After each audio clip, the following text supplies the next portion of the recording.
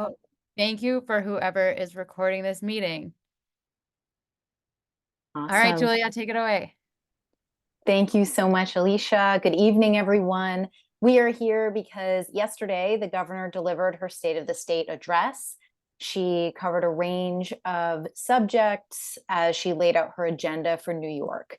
But for those of us who were listening closely to her speech, it was very clear that we are going to see more of the same from the governor.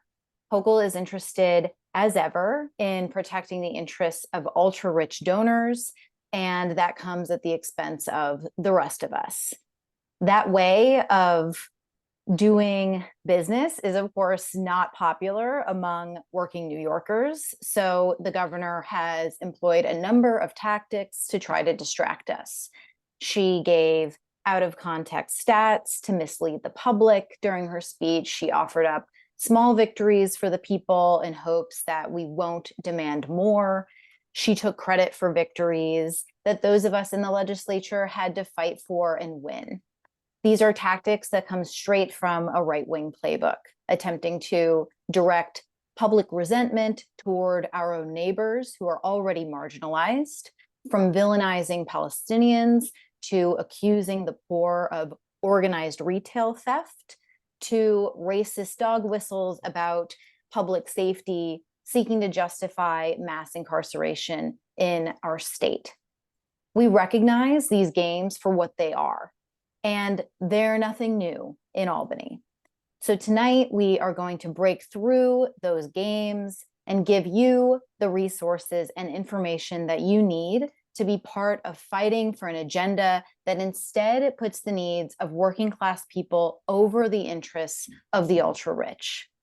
Because our socialist vision for the state of New York is one where everyone has access to excellent free public education, one where housing is decommodified and everyone has a home to live in, one where strong unionized workforces are constructing climate solutions, and of course, a world without a war, an ongoing genocide, and displacement that is fueled by US tax dollars. I hope you will join us. Thank you, Julia. I am also excited about that socialist vision, and I want to live in that New York. I'm just going to quickly read us some community agreements. These will be familiar if you've been at other DSA meetings, although I didn't know until kind of recently that DSA also has a code of conduct. So there's a little of both here. When we're engaging, we're going to have time for Q&A at the end. So some of the classics: assume best intentions. Think about why you're talking if your question is really a question, or perhaps it is a comment. And to encourage everyone to share analysis and opinions rather than accusations. But also, we have some absolutes that we're sticking to from our code of conduct: no demeaning or discriminatory or harassing behavior or speech. We've got a handful of volunteer moderators in the Zoom with us, and so you might see someone pop into the chat and try to redirect or ask you directly to stop doing something you're doing. Thank you all so much in advance for being a great audience here. And also, I just wanted to preview, we have so much great stuff coming up in DSA, both in New York City and in Mid-Hudson Valley over the next month. And instead of spamming you all in the chat with links for each different one, we have this link that Ben just put in the chat where you can sign up for everything. And so there's a giant Future of Labor event tomorrow night. There are No Money for Massacres phone banks to end the siege on Gaza regularly. We've got electoral working group meetings coming up in Brooklyn and the Bum Branch. We've got field kickoffs for all of our insurgent campaigns, a safety and security training with the Red Rabbits, and the legislative analysis team is open for new members if you want to help review bills for all of these great socialists in office and recommend how they vote. That's all in addition to so many more events from Mid-Hudson Valley than I could list off, and also a town hall that Kristen is putting on in her district about a proposed casino. So go to that link, fill it out. RSVP. It'll get you auto added to all these things. So, all right. Now that I'm done with the administrative stuff, I'm going to pass it off to Emily to talk a little about Albany.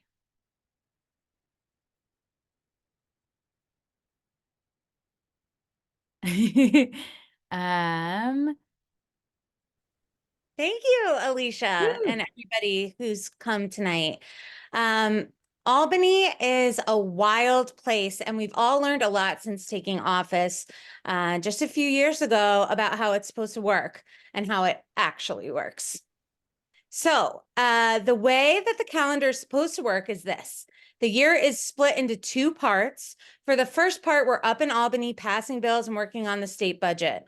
For the second half, we're at home in our districts following up on local and constituent issues. That first Albany part is also split in two. First half to work on the budget, and then after that gets passed, the second half to work on the other legislation that doesn't have big fiscal implications. Bills that have to be passed by both houses, all bills have to be passed by both houses and then signed by the governor. Remember this for later. Last year, the budget was very late, over a month late. This meant a lot less time to work on legislation that was outside of the budget, and honestly, a lot less time to work on anything meaningful, because all of those extra days of budget negotiations were a time that the governor held the process hostage, and we didn't get to actually advocate for our constituents. This is one of the many ways that the balance of power in Albany is tipped towards the favor of the governor. You may have heard of the term 3 men in a room, which is at least now 2 women and a man. These 3 people are key to budget negotiations. We have the Speaker, Carl Heastie, the Senate Majority Leader, Andrea Stewart-Cousins, and our Governor, Kathy Hochul.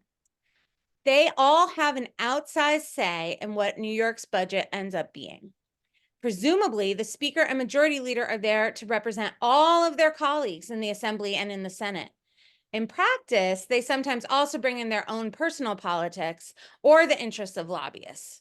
This is why we're often targeting all 3 of these people when we are in campaigns that the movement is running. Next slide, please. Okay. So let's talk about power. What power do we have and what power do we not have? To put ourselves in context, the Assembly has 150 members, with 5 of us as socialists in office. The Senate has 63 members with 3 socialists in office. We are members of these 2 bodies, but we are also sitting in some special roles. My colleagues are part of the Black, Puerto Rican, Hispanic, and Asian caucus, which when organized together can be a force for pushing progressive policies to the top of our agenda. Farah and Zoran also each chair task forces where they have access to extra resources to help move along and organize our colleagues in the Assembly. But what power do we not have? Despite having a lot of colleagues motivated to make change in New York State, we have a strong and vindictive governor. Kind of like how in New York City, Mayor Eric Adams is pretty terrible, and despite having a progressive city council, we can't always circumvent him. A governor recklessly and irresponsibly uses her veto power, and sometimes that doesn't get enough attention in Albany. Each year, right around the end of the holidays, the governor will typically veto popular bills that have passed with supermajorities and then quickly move on and hope that nobody notices. We are paying attention, though. We are in a strange place where the governor can veto bills on deforestation, something that she actually just did a few weeks ago, and then stand at the State of the State address and claim that she plans to plant more trees in 2024. It's not just deforestation, though. Governor Hochul has vetoed bills that would require lobbyist disclosures, grant childcare access to struggling families, and prevent businesses from forcing so-called non-compete agreements on their employees. If we don't push back against the governor, like the city council has started to push back against Mayor Adams, she will just keep doing this. In addition to the problem of vetoes, there are also certain cultural norms in Albany that we need to talk about. This may sound odd to everyone here, but in Albany, there is an extreme hesitance to pass any important legislation during an election year. People in Albany are afraid to take any kind of action that might upset the wealthy and powerful during an election year because they're concerned with their own careers rather than challenging the wealthy and the powerful. So many of my colleagues have said, well, it's an election year in 2024, and we're not going to get any bills passed. That's unacceptable. We, as socialists in office, do not accept this. We still are going to be working as hard as ever to pass bills that help our constituents, all New Yorkers, and bring us closer to the socialist vision of New York State that we are all dreaming of and working towards. Alicia? Thank you, Emily. I just want to reiterate that last point. Like, I've heard from so many people, oh, we're not going to pass anything this year because it's an election year. That is ridiculous. The socialists in office are the only people that I talk to that have a different outlook. So, all right. Well, now we're gonna hear rapid fire from each of our SIOs about some of the big issues we're working on in DSA, what we've already won, and what's up next. So, Kristen, I'll let you take it away.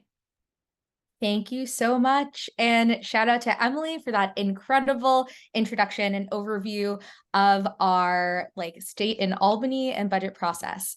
So today we're going to hear a lot about incredible initiatives and ways that we want to invest in our communities, ways that we want to take money that, is being used in the budget that is funded by everyday working New Yorkers to actually give us the dignified lives that we deserve. And for us, that all starts, though, by ensuring we have revenue and that we can actually fund our futures.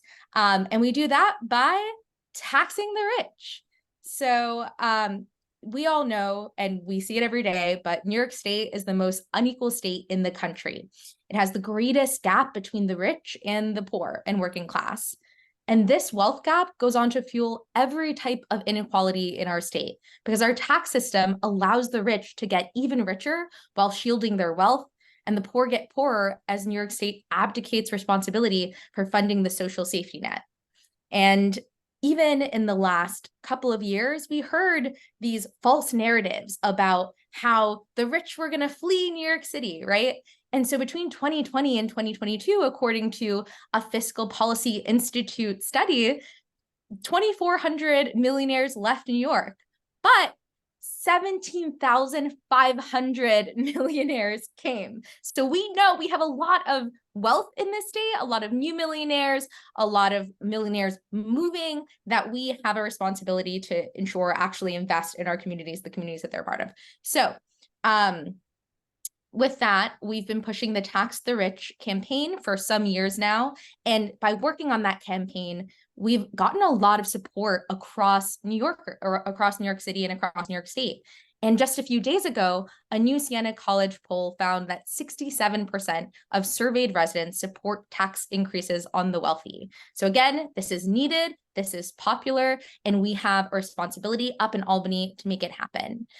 That said, it's not going to happen if we do not continue to organize. And we know one of the biggest barriers to making these revenue raising bills and taxes on the rich and corporations happen is our governor, Kathy Hochul. So when she came into office, she made it very clear. She said, I'm not raising any taxes. I'm not raising them for any reason. And of course, as Senator Salazar mentioned, a lot of times it's based off of who she's fundraising from. So in this year's State of the State address, Governor Hochul bragged to her wealthy donors that she was holding the line to avoid tax increases on the wealthy. She also lectured New Yorkers that we cannot spend money we do not have. But taxing the rich is the foundation. None of the state's priorities can actually be realized if we don't have the money to spend on keeping our parks green, fixing the MTA, and delivering high-quality public education and healthcare. So Hochul, who fundamentally refuses to accept this, but instead is settling for depriving New Yorkers of what they deserve, while rewarding the wealthy needs to hear from all of us, needs to hear from our movement. And I'm confident that as we continue to organize, we're going to win these taxes on the rich and fund all of the incredible things you'll hear about from all of our comrades today. So thank you all so much. All right, next up, we've got Marcella.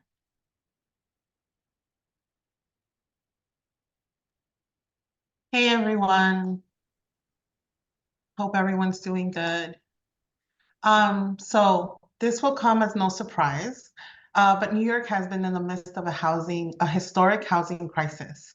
Kathy Hochul's answer during yesterday's State of the State was to criticize the idea of tenant protections like rent stabilization, and instead suggest the answer is just to give more developer handouts as incentives to build. Our socialist vision is a little more comprehensive than that. Working class New Yorkers are leaving the state, not because of high taxes, as some like to blame, but because of the high housing costs due to rampant real estate speculation and limited supply. On top of that, our shelters are often at maximum capacity. More than 50% of New Yorkers can't afford their monthly costs already and are considered rent burdened. Last year, the legislature pretty much failed to address the housing crisis at all. Governor Hochul proposed the housing compact to build new housing across the state, which failed, and good cause eviction, TOPA, and HAVP did not pass. We learned that the real estate industry cares more about killing good cause than they do about their favorite tax exemption, 421A, which means they view it as a serious threat. Our biggest housing victory in Albany last year was the LLC Transparency Act, which requires LLCs to disclose the people who actually own property. This will prevent landlords from hiding behind shadowy LLCs while they harass and evict tenants. But we want to go beyond defending against landlord abuse to creating an alternative housing system. That's why we're embarking on a green social housing campaign, because simply regulating the private market isn't enough, and we need bold visions for the future of housing. There are many definitions of social housing, but it can generally be used as an umbrella term that includes many different forms of housing that treats housing as a public good and not a commodity. New York City already has a long history of social housing, which still provides critical affordable housing to over 380,000 households across the state. When I went to Vienna, Austria last year with other SIOs and housing advocates, I saw examples of social housing and new funding models that can work in New York State. One of our key takeaways was the role that labor unions have played in creating a nationwide social housing system in Austria. As socialists, we need to be focusing on how we deliver materially on this issue that matters most to New Yorkers. It's our role to think about a positive, long-term vision for a better housing system. Emily and her team have drafted legislation to create a new, well-funded social housing development authority that can build and preserve social housing in New York. The Social Housing Development Authority could use public resources, including land, to build new public sector rental or cooperative housing controlled by residents. It could also provide financing to tenants who want to take over their homes and convert them to publicly steward limited equity cooperatives. The SDHA is governed by a 15-member board of directors elected by and including the actual residents. The fight for social housing is a long-term fight. We are starting a multi-year effort to organize around housing in advance of the 2026 statewide elections, with a goal of making serious legislative progress towards a new public sector housing possible by 2027. Our 3 insurgent campaigns in Queens, Brooklyn, and the Bronx are great places to organize for social housing. Jonathan's district is in the Bronx, which includes Co-op City, a well-known example of social housing that has had some successes and challenges. Eon's district in Brooklyn includes some buildings organizing for TOPA takeovers, as well as unregulated buildings that would be protected by good cause. And Claire's district in Queens also includes a lot of unregulated housing. In addition to the longer-term fight for a social housing authority, we will keep pushing for our current housing priorities, like my bill, the Tenant Opportunity to Purchase Act, and good cause eviction that belongs to Julia. At the end of last session, the governor and leadership almost pushed through a bad housing deal that would have seriously watered down good cause in TOPA. We need to be clear that the existing bills are the floor and not the ceiling for what can pass this session. Thanks so much, Marcella. And TOPA is the bill that I think will change my life and my housing situation. So I can't wait until we get it passed. I think Farah is up next to talk to us about health. Hi, y'all. I'm really excited to have y'all here tonight in this very important town hall as we set up for our legislative wins this year. As a nurse, I've experienced firsthand the scale of human suffering that comes from treating healthcare as a privilege rather than as a right. New York's healthcare is one of the largest, most complex, and most expensive in the country. Yet the money spent on this system does not translate to quality care. Listen to the facts. New York ranks 45th in the hospital quality and 40th on safety, with average patient experience ratings at 2.5 out of 5.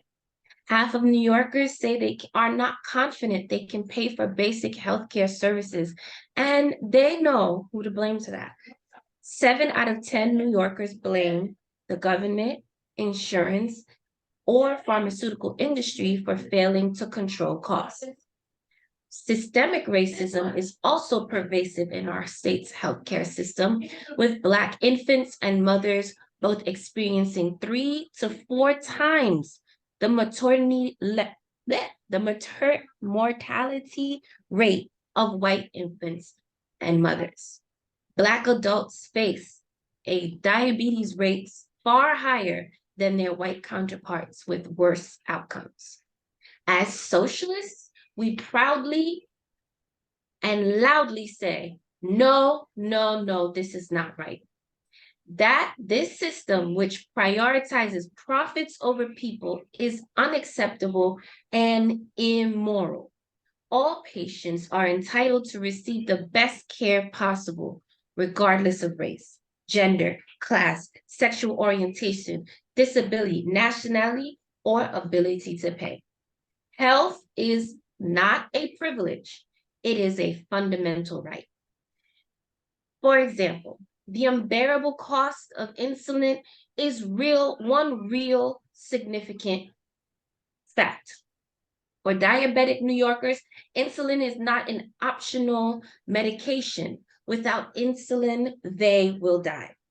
With over 12% of people in our states diagnosed with diabetes or as diabetic, I'm glad the governor acknowledges that profit should come ahead of life and pledged yesterday to eliminate co-pays for this life-saving medicine.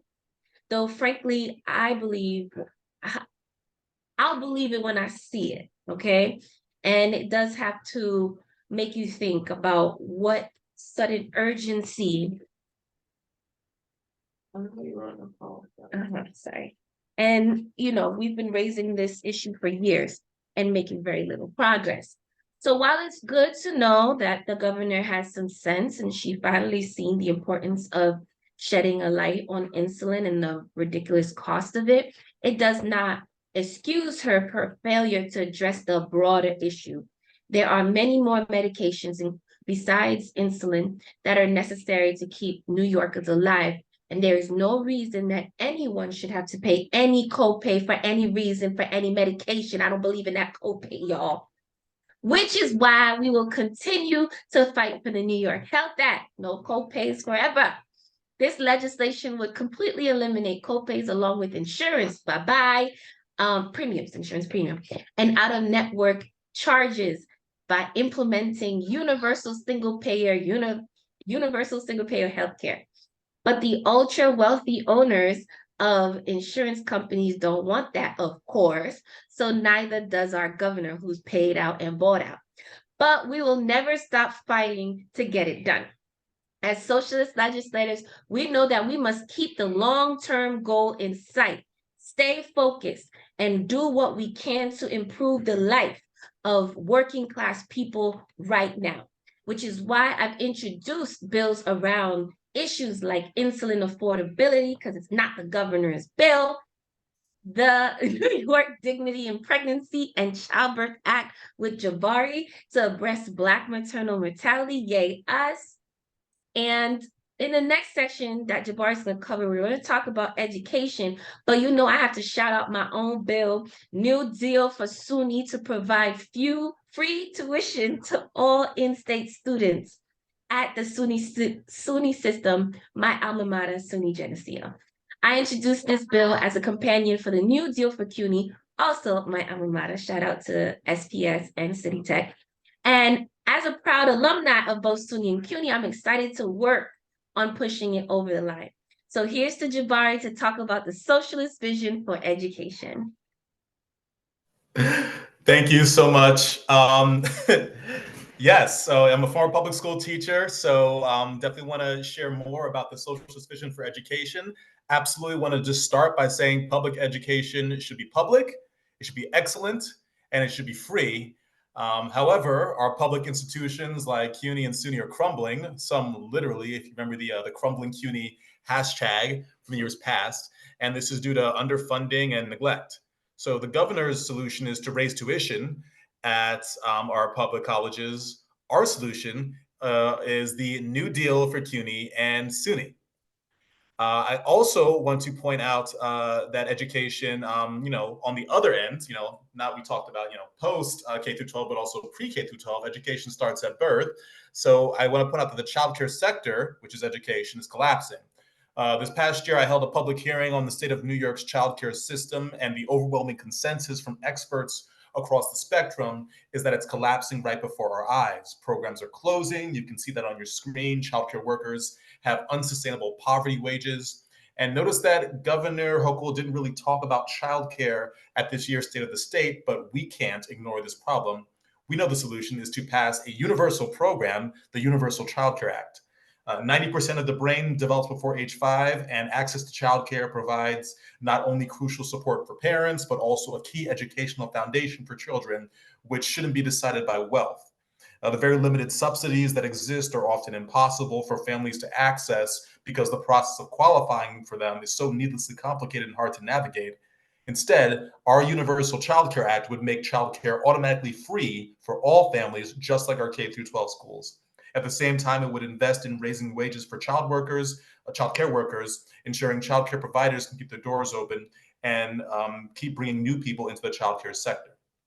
Now, regarding the governor's quote yesterday, the last 2 years, the governor has actively negotiated against childcare funding, including vetoing one of my bills that would have increased childcare access, saying it costs too much to provide childcare to families that need it. And I want to point out this disingenuous quote on your screen, because when the governor says that we boosted K through 12 education by $5.3 billion and fully funded foundation aid, the reality is that was not a gift from this governor. New York was sued for systemically failing to fund education in an equitable manner for years, and is finally getting back to doing the bare minimum that it's legally required to do. This is positive, but the governor shouldn't portray this as a heroic accomplishment when New York needed to be dragged, kicking and screaming to pay for education, and especially when she attempted to lift the charter school cap last year and shift money that should be going to public schools into charter schools. Now I'm going to pass it off to my comrade Safran to talk about what we've been doing in the streets for the last 3 months, our Palestine solidarity organizing and legislating. Thank you so much, Jabari. It is such a pleasure to be here with all of you. And it's a pleasure because it's an incredibly difficult time right now in the world where we have been devastated by a genocide that has been unfolding over the last 3 months. And it's a genocide that we know we cannot afford to look away from, because as Americans, we are complicit in the fact that our country is financing and facilitating this genocide. And thankfully, over the last 3 months, there have been incredible actions and organizing initiatives that we've seen that so many of you have been a part of. And those are the manifestations of the fact that for the majority of Americans, there is opposition to this genocide. There is support for a ceasefire. And it's our job as DSA members to translate that public sentiment into political convention. And I have never been prouder to be a member of this organization. And when we think about Palestine, we often think about Washington, D.C., but there are clear stakes at hand about Palestine that actually relate to Albany and the work that we do in the state capital and underneath New York state law. One example of that is the Not on Our Dime legislation that I introduced in the Assembly and Jabari introduced in the Senate. And it's legislation that speaks to the fact that currently there are nonprofits registered in New York State that send more than $60 million a year to Israeli settler groups that use that money to displace Palestinians and even kill them.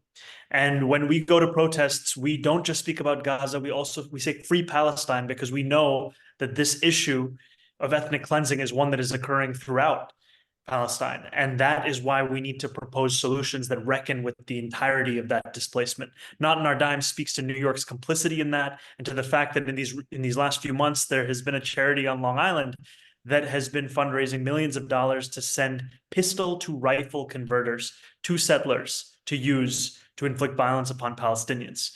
And this is something that we have been leading on as an organization. It's a way that you can plug in to fight the fight for Palestinians at the state level. And it's also part of a larger struggle around Palestine and Albany, one which also gives us the potential to speak to the fact that our state pension fund has invested more than $260 million in Israeli war bonds. And our state controller, Tom DiNapoli, the day after UN experts said that Israel was engaging in collective punishment, bought an additional $20 million in Israeli war bonds. So we know that that complicity is not just in DC, it's also in Albany. And, you know, this issue of Palestine is also an issue of racial justice, and it's important to connect that struggle to the struggle that so many New Yorkers are also facing in their own lives. Because when Governor Hochul uses safety as a justification to increase surveillance and the policing of so many New Yorkers, most especially Muslim New Yorkers, she carries that same energy into the world of fear-mongering around crime, fear-mongering that is so echoed by her ally and our executive here in New York City, Mayor Adams. And we have seen this kind of proposals, these kinds of proposals from from Governor Hochul before, where she has seen prosecution as the only answer, punishment as the only answer to a crisis of public health. And we've seen this from her in her successful efforts to roll back bail reform and to dismantle civil rights protections for the poorest New Yorkers, as well as in her vetoes of a bill that would have allowed incarcerated New Yorkers to challenge wrongful convictions. We know as socialists, when it comes to safety and justice, that this is wrong. And we know that this is not actually how we can keep New Yorkers safe, because our vision for the future of New York State is a complete opposite vision. It's a vision where safety is created through investment, where people are not disposable, where we do not consider anyone to be the right target for punishment and for policing. We're working to build a future through all of the work that you've heard about in this call, along with bills that include treatment, not jails, and rights behind bars. And we know that this vision is one that is interconnected issue to issue. And that's why I am so excited to pass it over to Sarahana Shrestha, our lone brave socialist in Albany who represents an area outside of New York City, and do not ever call her New York City DSA. She is mid-Hudson Valley till she dies. Here we go, Sarahana. Thank you so much. We're going to make this project statewide. That's the goal. So my name is Sarahana Shrestha. I am the assembly member from District 103 in Mid-Hudson Valley, and I'm a member of Mid-Hudson Valley DSA. All right, so last year, socialists brought a huge win to New York State when it comes to combating the climate crisis. We won the Build Public Renewables Act, which is a first in the nation law that empowers the nation's largest public power provider, which is the New York Power Authority, to produce 100% publicly owned renewable energy by 2040 and fill the gap left by for-profit developers. This law is written, but the future isn't. So the governor tried to stop this and got the bill at every step of the way, and we had to step in, and we still won. We've won a very strong version of this bill. So we're here to do the same that enabled us to make Green New Deal history and pass Build Public Renewables in the first place. We're going to organize. We're going to organize around the bill's implementation. We're going to pressure Governor Hochul to stop obstructing public renewables. We're going to organize our communities to rally across the state. We're going to deepen our ties with the labor movement fighting for a just transition. But the governor, of course, is still full of contradictions and bad plans, which is why we are here. In her State of the State address, she promised to plant extra trees in New York, but failed to mention that just 2 weeks ago, she vetoed a bill that would commit New York to stop tropical deforestation. This is just one of many, many bills that New Yorkers wanted, the legislature passed, and Hochul vetoed. We've got to get out of this cycle. So I ran for office on a platform of climate justice and the promise of a beautiful future. And we found that this appeals to voters. Everybody wants climate justice. Everybody wants the future that they can believe in. I know it will be again this year when we all run for re-election and when 3 new socialist candidates are telling voters who they are and what we stand for and how beautiful our future could be. So with that, I'm going to pass it to Emily. Shout out to the LLC Transparency Act one more time and to social housing one more time. And she's going to break the exciting news for you all about our endorsements. Wow, this has been such an exciting meeting, and thank you. I'm very proud of what we now call the LLC Disclosure Act, since the transparency part was taken out. But we've got lots of things to do, and we need more energy and more socialists in office to do it. So I have exciting breaking news for you. Boop, boop, boop, boop, boop, boop, boop. I am endorsing DSA's 3 stellar candidates for New York Assembly. Not just that, each one of us, 8 socialists in office, also endorsed these 3 candidates today. Together, we can keep building this block in Albany. Every additional socialist in the legislature has a huge impact on our collective work, not just by replacing establishment politicians, but by amplifying our organizing. If you don't know them yet, we have Ian Terrell Huntley in Assembly District 56. Ian is a lifelong Brooklynite, father, renter, retail worker, and parent advocate who is fighting for lower rents, better schools, and a stable Bed-Stuy where every family can flourish. Jonathan Soto in Assembly District 82. Jonathan is a public school parent, community organizer, and interfaith leader who is running to give the working people of the East Bronx control over their children's education, their public services, and their future. And last but not least, Claire Valdez in Assembly District 37.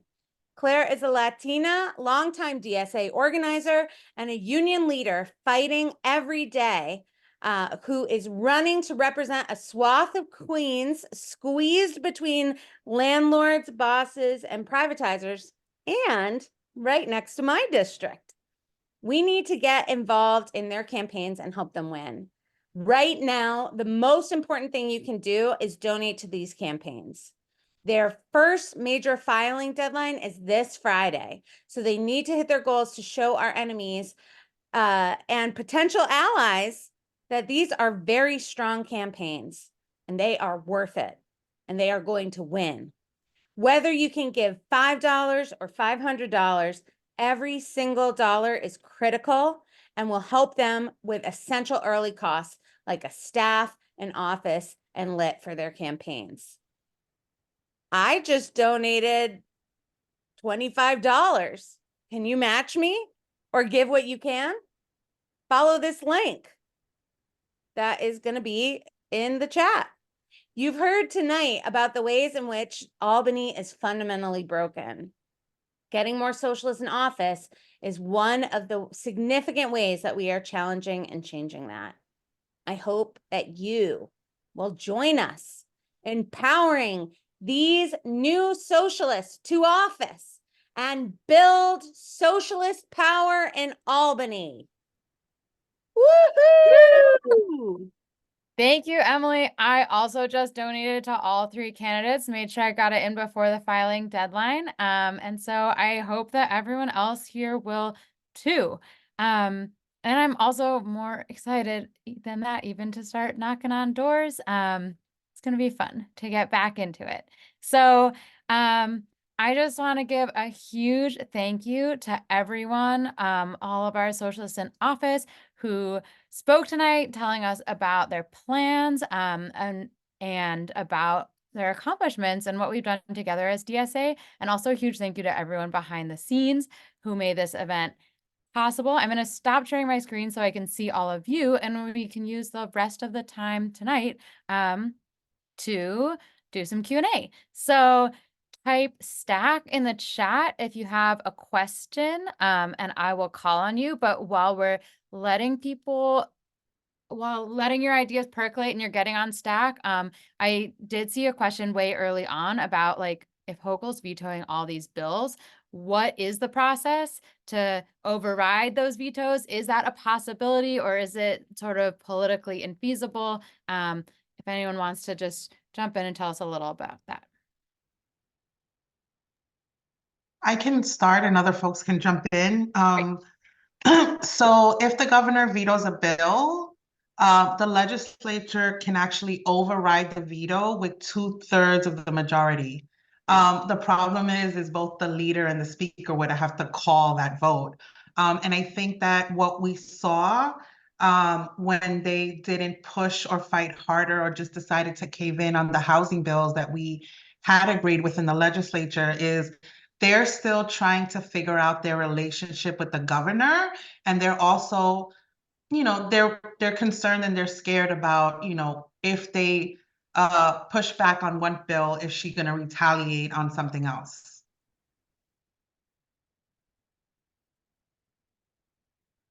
All right, so I guess we'll stay tuned. I see Kyle on stack, and so far that's the only stack I'm seeing, so please don't be shy if you all have questions.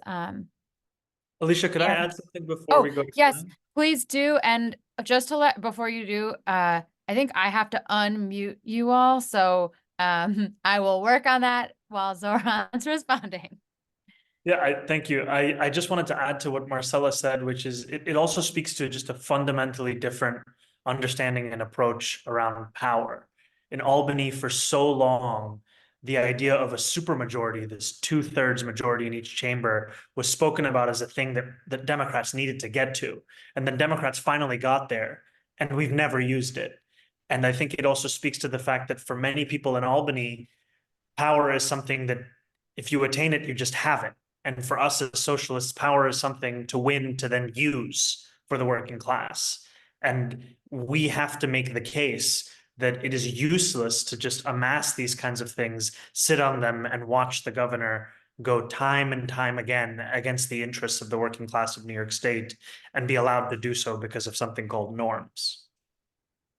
Just like how it's useless to amass lots and lots of wealth and then just sit on it and not share it with the rest of us. Thanks. Okay, I unmuted Kyle. You are first on stack, and then Phil is next on stack. Oh, sorry. Let's try that again. Hello, can you hear me now? Yes. Okay, great. Thank you all for this. This was super informative. I would love to know more about the housing bill that Assemblymember Gallagher has been working on, specifically what stage in the process it's in, so we know when we can check on the language, but then also if there's any initial comments from the committee, like how Rosenthal might be feeling about this, or maybe program and council. Do we have a sense of what the battles might be with this bill? Yeah, great. Thank you for asking. We have spent a really long time working with allies in the housing world on drafting this bill. Shout out to my legislative director, John Paraskevopoulos, as well as Housing Justice for All, Community Service Society, and so many others, and the Hunter Urban Planning graduate students, some of whom are in this Zoom room right now, who helped to draft this bill. It is currently about 85 pages long. And right now I am pitching it to colleagues before introduction. We're looking to announce the bill and have like an official introduction ceremony. Ooh. What's that sound? Anyway, later in the month. Rosenthal is very supportive. She went to Vienna with us. She's a good friend of us socialists in office. Her whole reason for getting involved in politics is that she had been evicted as a child, and she is very, very committed to the lives of tenants and improving them. So we're really lucky to have her as our housing chair in the assembly. And I think that the devil in the bill will be in the details, because there is a lot of there's just a lot of detail to it, and there's a lot of financing and that sort of thing. But I think the biggest exciting takeaway about the social housing bill is that we find that if we put the money, the resources, and the authority of building housing into a government authority, so we would call it the Social Housing Development Authority, that gives us access to do all kinds of things and save a ton of money. So I would be very happy to do a whole spin-off on this bill. We can have another Zoom meeting, and I would be happy to go through it and tell everybody about it once we get it introduced, and then we can talk more. I think that would be really fun to do a little forum on that. So hope that wet your whistle, and we can continue forward with that. I would come to that town hall. All right, Bill, I'm trying to unmute you. I did it. Go for it. Can you hear me? Yes. I wanted to ask a bunch of stuff, so I was just going to post the text in the chat, and whatever folks are able to answer, I don't want to monopolize the time. I'll just put it in there. Thanks. All right, thanks, Bill. I will read out loud once we get the long stack of questions. Oh, okay, here we go. Some questions and comments. Transit, paratransit expansion to 3 miles? How about public takeover instead of subsidies to private monopoly carriers like Trailways, whose fares have skyrocketed? Also, upstate needs comprehensive public transit. Housing, wondering on the prospects of bills in committee, like right to counsel, residential rental registry, ETPA expansion. Oh, wow, I'm not going to read these all out loud, but if any of those already sparked the interest of any of our SIOs who feel like you've got an answer, don't feel like you got to do it all, but we're listening.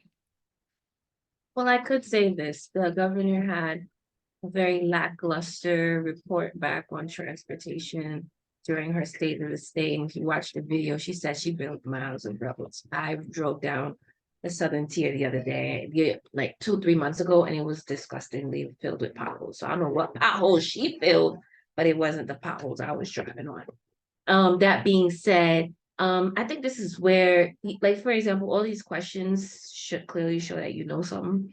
So I really think that this is where us, people within the DSA who live across the state, who know what they're talking about, really need to step up and really talk up to their legislators, because they're supporting So a lot of the legislators are here in Albany. DSA does not exist beyond New York City, which we know is a lie. Sarah Hanna clearly shows that we go beyond the Bronx. So the last thing is that I want to say, we were just talking about this bill, right to counsel, join or left. So it's up for grabs. I think also what's nice is that a lot of these bills have coalitions around them. So I would also say join the coalitions, be a part of the movement in and out of DSA. The rental regulations, just stay tuned. We coming. We're so coming. If So I just can relax. We got you. if I can add one more suggestion, I don't know if you're already in the legislative analysis group, but it's one of my favorite parts of DSA. We read bills every week. We go through them in detail, and maybe Ben can paste one more time the link to sign up for everything in the chat, because one of the things you can sign up for is to join the Legislative Analysis Committee.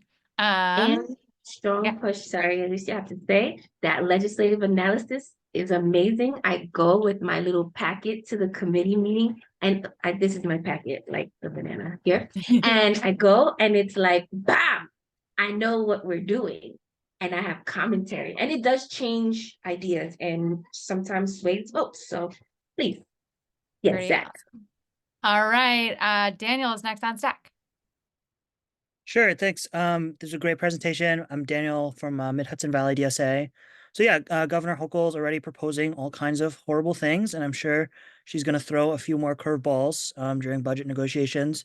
So how will you as legislators, and then how should we, right, as organizers, make sure that we're not just stuck fighting her stuff, but that we're also still making sure to prioritize our priorities?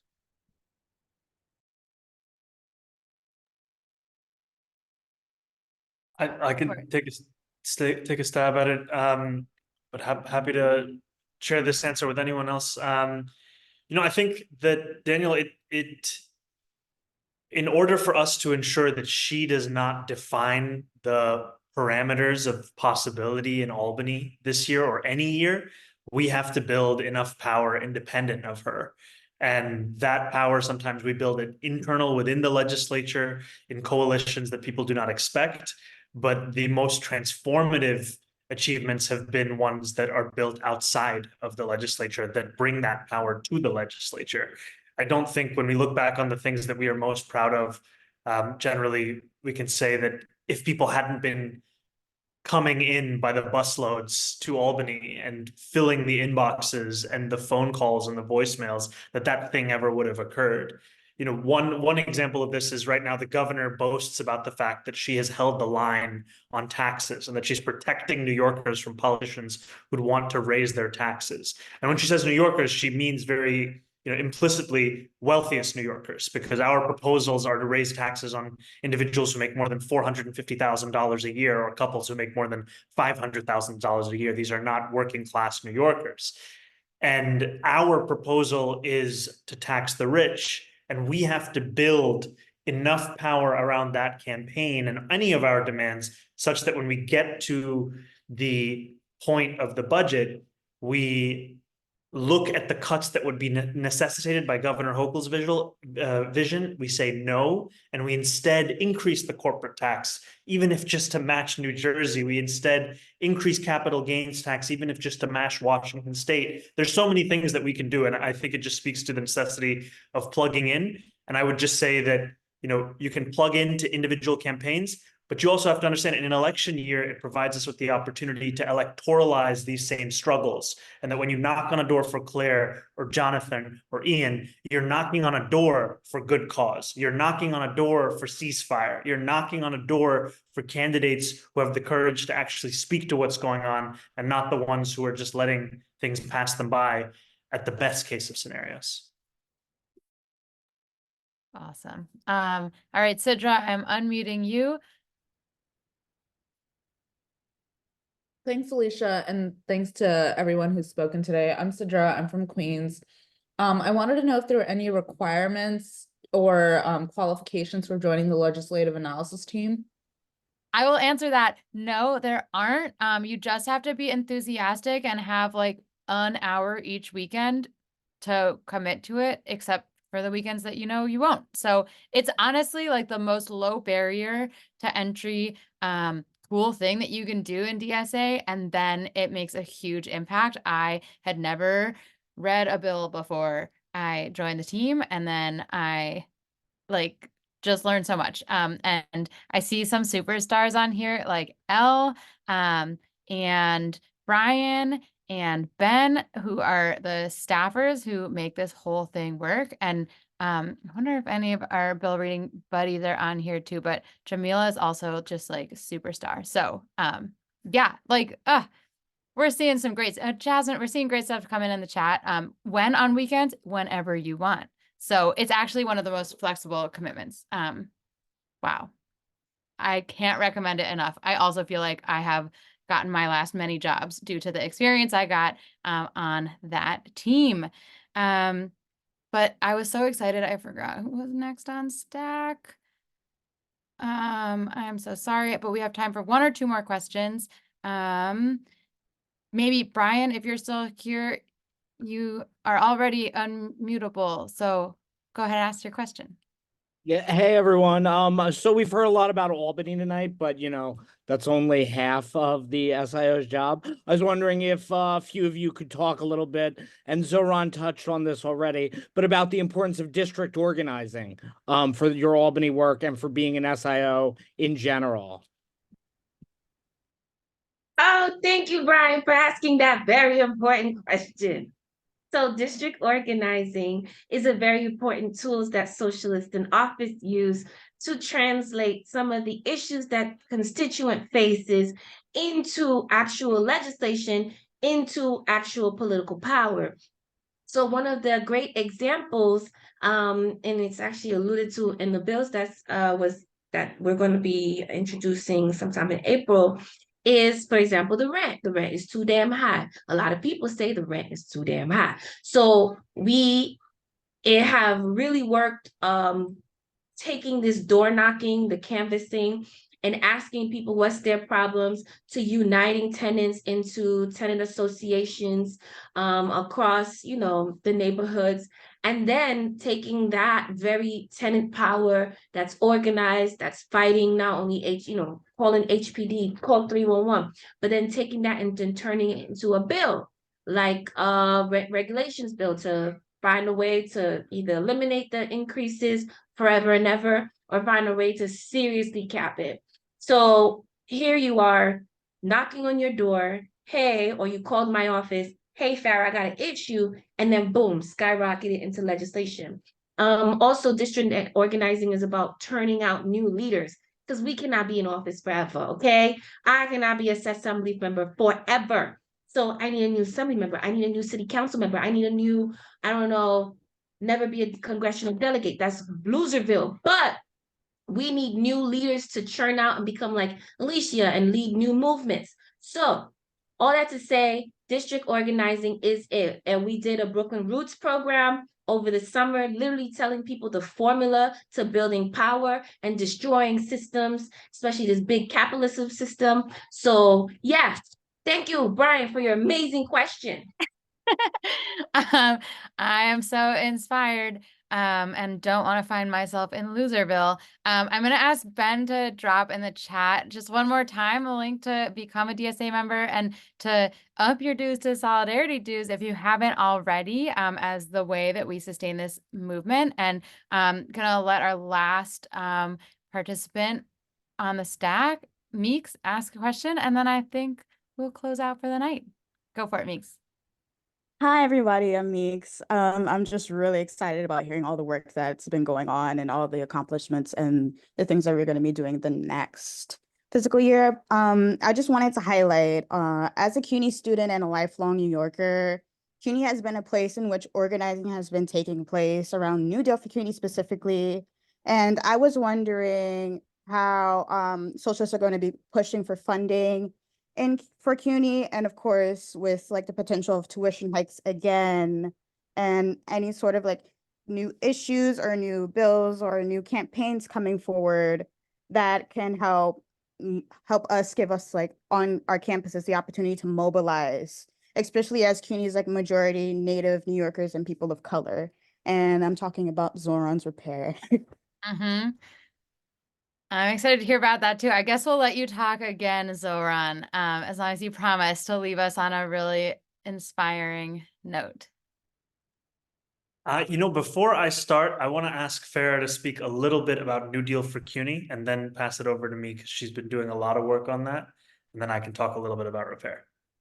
Great. Unmute myself.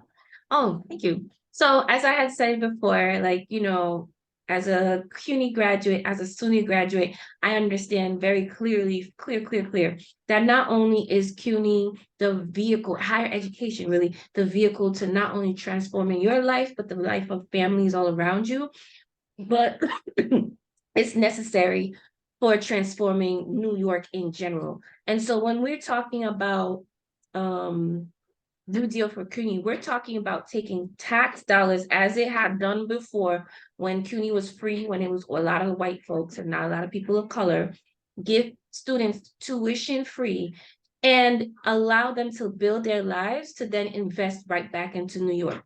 So if you ever hear people like senators like Gonzalez says, oh, my daddy and my mommy was at CUNY. Well, you're a state senator now. So imagine what I can do if we invest in our students. What else can we get? We can get a next professor, we can get a next nurse, we can get the next assembly member, we can get the next president, who knows?